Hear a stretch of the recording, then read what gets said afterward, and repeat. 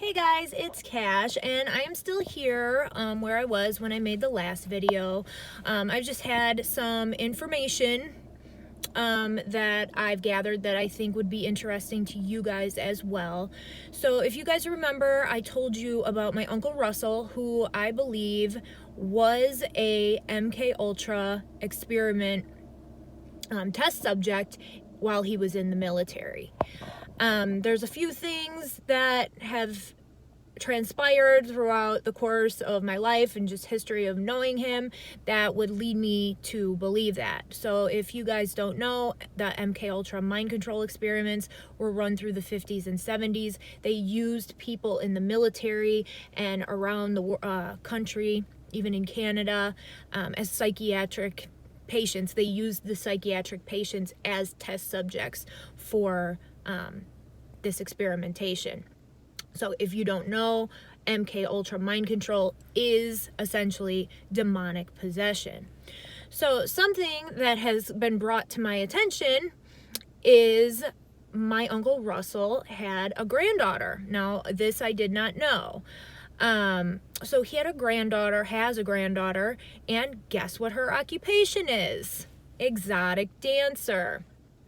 So the link between this and why this is such kind of a big deal, and other people would write it off as a coincidence, but with everything that I know, with everything that I've been experiencing, it's really not, because I know that if they've had someone in the MK Ultra program, they will use their relatives or try to use their relatives, because they know that that experimentation, that manipulation worked on the relative. So then that's why they will try to use the people's family members, especially with these military Masonic ties, like my mother's side of the family has. So she's an exotic dancer. I have never met her, but I just do find it very, very interesting that we have the same uncle, the Masonic military connection, and we're from the same family and exotic dancers. Never met her before either. So there's that.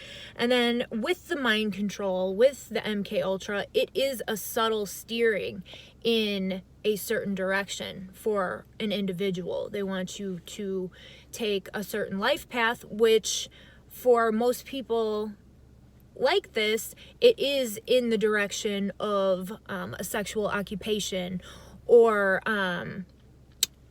even some people, they come out of the military and they're questioning their sexuality all of a sudden. You don't go 35, 40 years and then all of a sudden believe yourself to be bisexual or homosexual. There's some type of mind control manipulation going on, and I know this because this is something that was tried on me, and I'm sorry, I think women are beautiful, but that's just not the path for me. So that is definitely something that happens. So if they can manipulate the direction, the path of someone's life unknowingly, just by subtle steering, and manipulate somebody's sexual preferences, what makes you think that they cannot manipulate subliminally, through subliminal means, or maybe direct means, people's emotions and feelings on a consistent basis? And this is something that was happening to me every single day, especially when I started in Miami, especially when I started talking about the gaslighting, because the gaslighting effect is a very that's basically the number one technique that they use, or tool that they use on targeted individuals and people under this type of mind control, to get what they want out of them, or in my case, to make them believe something that is totally not plausible, that is not true. And I just look back at some of the videos that I made, maybe my last 5 or 6 videos, and some of that stuff, it's like, where were you coming up with this? Now, it was being pushed into my subliminal, But was it necessarily true? No. And that's why I had to take a break and take a rest from making these videos, because I was coming up with stuff. Like, one of my videos was, is targeting UN funded? Is this like a global scheme? Now, targeting is a global thing, but what I was saying, it was what was being fed to me, and I was just saying it and without really knowing if it was true or not. So I needed to pump the brakes with the videos for a little bit, because when you are under this manipulation, this mind control, like, it's very easy to become confused and not know like the full factuality of what you're saying. So I do think that when I came out about the gaslighting, I think that it showed that I had a better understanding of what was going on with me, and I was being hit harder by the targeting.